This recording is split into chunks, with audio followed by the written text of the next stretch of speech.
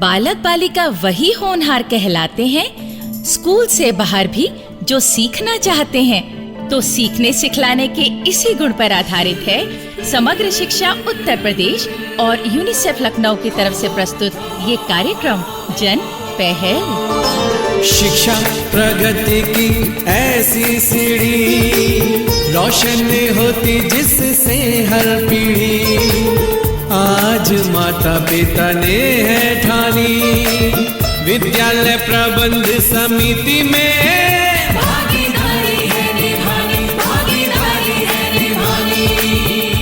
लो भाई, जन पहल में आज सबसे पहले तो लो अपनी काकी का आशीर्वाद। क्यों काकी?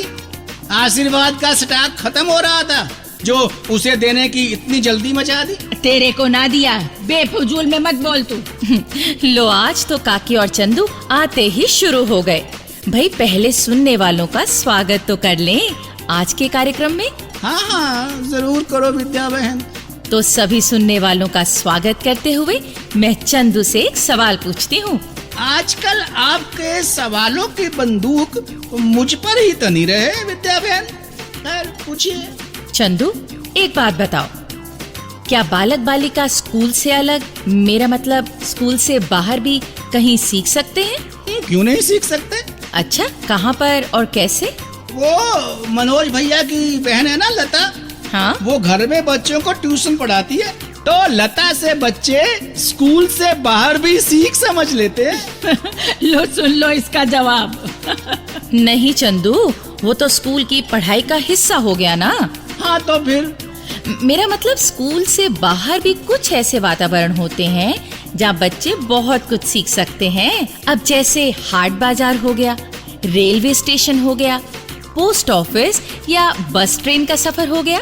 तो मतलब यहाँ भी बच्चे ध्यान लगाएं तो बहुत सी नई बातें सीख समझ सकते हैं। हाँ काकी।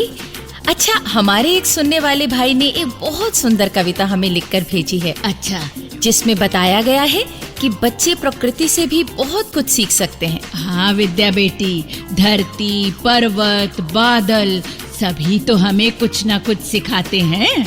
हालांकि ये तो कविता का भाव है और जिस वातावरण से सीखने की हम बात कर रहे हैं वैसी सिखलाई तो नहीं है इसमें।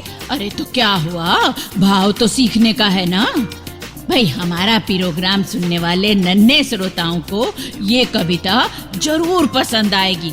तुम सुनाओ। अच्छा काकी।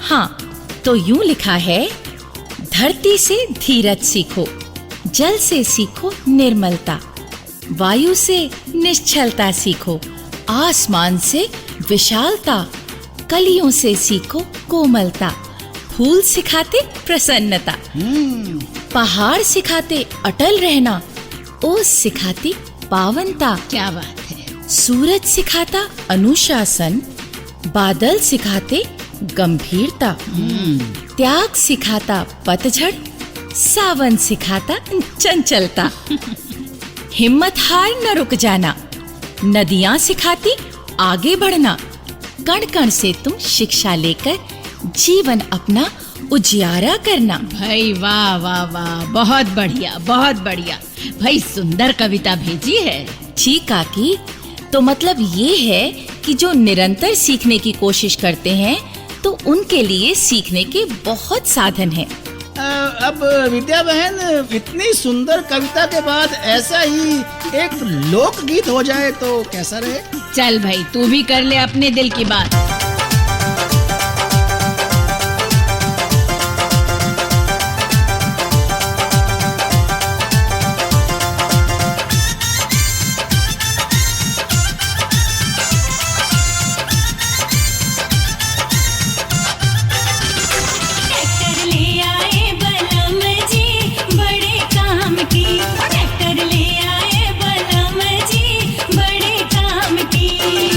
बड़े काम की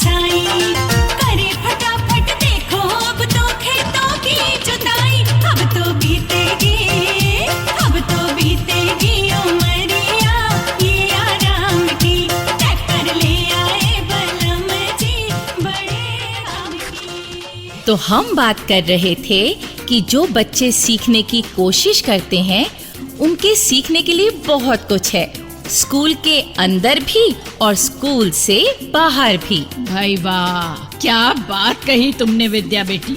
धन्यवाद काकी। तो चलिए अब इसी बारे में सुन लेते हैं एक नाटिका। ये कहानी है दो बच्चों सुबोध और मीरा की। मीरा छुट्टियों में अपने मामा मेवालाल जी के घर आई है। सुबोध मेवालाल जी का ही लड़का है। तो एक दिन मेवालाल जी ने दोनों बच्चों को बुलाया। सुबोध और मीरा, इधर आओ। क्या बात है मामा जी, आपने हमें क्यों पुकारा पिताजी? बेटा, आजकल चंदनपुर का मेला लग रहा है ना, तो चलो तुम दोनों को घुमा लाऊं मेले में। पर पिताजी, चंदनपुर तो रेलगाड़ी में बैठकर जाना पड़ेगा। हाँ, तो रेलगाड़ी में बैठकर ही जाएंगे। अरे वाह, मजा आएगा। तो चलो तैयार हो जाओ। क्यों सुबोध मीरा, तुम्हारे लिए कुछ खाने का सामान बंधवा लें? रेलगाड़ी में मजे से खाते जाना। हाँ पिताजी, जलेबी और कचौड़ी बंधवा लो। भैया, आधा किलो जलेबी और 6-7 कचौरियाँ बांध दो। अभी ये लीजिए बाबूजी। कितने पैसे हुए भैया? 66 रुपए हो गए बाबूजी। ये लो 100 रुपए का नोट, बकाया लौटा दो। हाँ जी। क्यों मीरा, ये भैया जी बापू को कितने पैसे लौटाएंगे? 100 में से 66 गए, 34 रुपए लौटाएंगे। ठीक बताया तुमने। बच्चे तो बड़े होशियार हैं बाबूजी। अच्छा बच्चों, हिसाब में कोई गड़बड़ ना हो तो इसके लिए क्या तरीका अपनाते हैं? आप बताइए। बिल्कुल। देखो भाई, ये मैंने पैकेट बांधा 66 रुपए मूल्य का, तो समझो 100 में से 66 रुपए तो आपके पास आ गए, और ये लो 4 रुपए तो हो गए 70, और ये 30 रुपए भी लौटा दिए। अब हो गए 100 रुपए के बदले 100 रुपए। हाँ बच्चों, वस्तु का मूल्य भी तो पैसों में होता है। बच्चों, सीखो तो हर बात तुम्हें सिखाती है, लेन देन में होशियार तुम्हें बनाती है।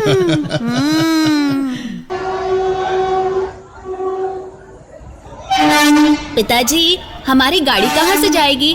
सुबोध, वो उधर प्लेटफॉर्म नंबर 2 से। प्लेटफॉर्म का नंबर क्या हुआ मामा जी? देखो मीरा, एक स्टेशन से कई गाड़ियां चलती हैं बेटा। अब सारी की सारी एक प्लेटफॉर्म से तो चल नहीं सकती ना, तो अलग अलग प्लेटफॉर्म का अलग अलग नंबर होता है, ताकि यात्रियों को सुविधा रहे। अब आई बात समझ में। मामा जी, आपने टिकट तो ले लिया ना? हाँ मीरा बेटी, ये देखो। अरे, इस पर तो लिखा है माहीपुर चंदनपुर। ध्यान से देखो बेटी, बीच में से भी लिखा हुआ है। माहीपुर से चंदनपुर, मतलब माहीपुर से बैठकर चंदनपुर में उतरना है। यही होती है रेल टिकट की सबसे बड़ी पहचान। लो पिताजी, हम प्लेटफॉर्म पर आ गए। हाँ सुबोध, बस अब यहीं से अपनी रेलगाड़ी जाएगी।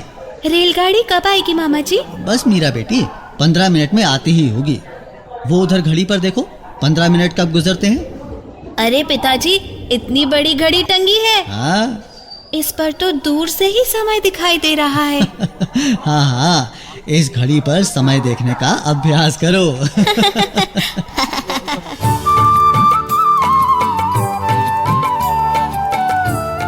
पिताजी, अभी मेले तक पहुंचने के लिए और कितना चलना पड़ेगा? बस थोड़ी ही दूर है सुबोध। थक गए हो तो चलो कुछ देर इस पीपल के पेड़ के नीचे आराम कर लेते हैं। हाँ मामा जी, कुछ जलेबियां बची हुई हैं, बैठकर खा भी लेते हैं। अच्छा ठीक है, बैठो आओ। पिताजी, ये पेड़ के नीचे क्या बिखरा हुआ है? अरे ये तो पीपल के फल हैं सुबोध, जो नीचे गिरकर बिखरे पड़े हैं। इतना विशाल और मजबूत पेड़ और फल इतने छोटे। पिताजी, इस पेड़ पर तो तरबूज लगने चाहिए। अच्छा, पीपल पर तरबूज। अरे क्या हुआ सुबोध? मेरे सर पर पीपल का एक फल टूटकर गिरा। अच्छा, अब जरा तुम सोचो, अगर प्रकृति ने इस पेड़ पर तरबूज लगाए होते तो तुम्हारे सर की क्या हालत होती। नहीं नहीं पिताजी, वो तो मैं सोच भी नहीं सकता। तो इस बात से तुम्हें सीखना चाहिए कि प्रकृति ने जैसा भी जो भी बनाया है, पैदा किया है, वो किसी जीव को नुकसान पहुंचाने के लिए नहीं बल्कि सबके हित में बनाया है। समझ गए? आओ अब आगे बढ़ते हैं। हाँ बच्चों, कुछ और खरीदना हो तो बताओ, नहीं तो फिर लौटते हैं अब मेले से। पिताजी मुझे वो मुखौटा ले दीजिए। सुबोध, वो देखो भैया जी मुखौटा कैसे बना रहे हैं। पहले उन्होंने चेहरे के आकार जितना मोटा कागज काटा, आंखों की जगह 2 छेद किए, फिर कान, नाक, होंठ और लंबे लंबे 2 दांत चिपकाए, पीछे धागा बांधा और बन गया मुखौटा। हाँ, ये मुखौटा तो हम घर में भी बना सकते हैं, बस एक बार फिर से देख लो इसे बनाते हुए। तो अब तुम्हें ये चाहिए कि नहीं? नहीं पिताजी, ऐसा मुखौटा तो मैं घर में ही बना सकता हूँ। अरे वाह, ये तो तुमने मेले में आकर एक शिल्प कला भी सीख ली।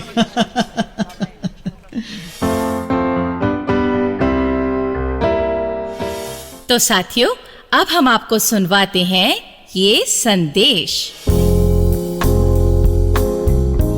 मैं जी पुगलाल हूँ, मवाना मेरठ का रहने वाला।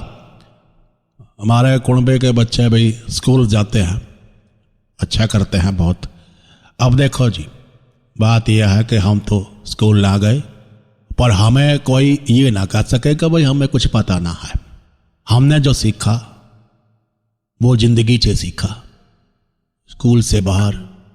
और ये जो बच्चे हमारे, ये तो खुशकिस्मत है, स्कूल जाते हैं, वहाँ से सीखते हैं। अब 2 बातें हो गई, बच्चों ने स्कूल से सीखा और हमने ज़िंदगी से सीखा। स्कूल के बाहर जो घटनाएं हुई, जो हमने काम काज किए हैं जी, जो खरीद फरोख्त की हैं, जो अपने काम निपटाए, उससे सीखा। तो अब इन दोनों बातों को जो मिला दिया जाए और बच्चे मतलब कि स्कूल में भी सीखें और स्कूल से बाहर भी जो काम काज है उससे सीखें, तो उनसे ज़्यादा समझदार फिर कोई ना होगा। अब जैसे हमने खेती की, तो खेती में हमने सीखा कि भाई ये जो बारिश का मौसम कब आता है, बादल छाते हैं, ये हवा जब चलती है, जिस दिशा से चलती है तो बारिश आती है। तो बीज के बाद जब हमने देखा कि भाई पौधे बाहर निकले, तो अब कौन सा पौधा फले फूलेगा और कौन सा मर जाएगा, तो ये हमने तजर्बे से सीखा।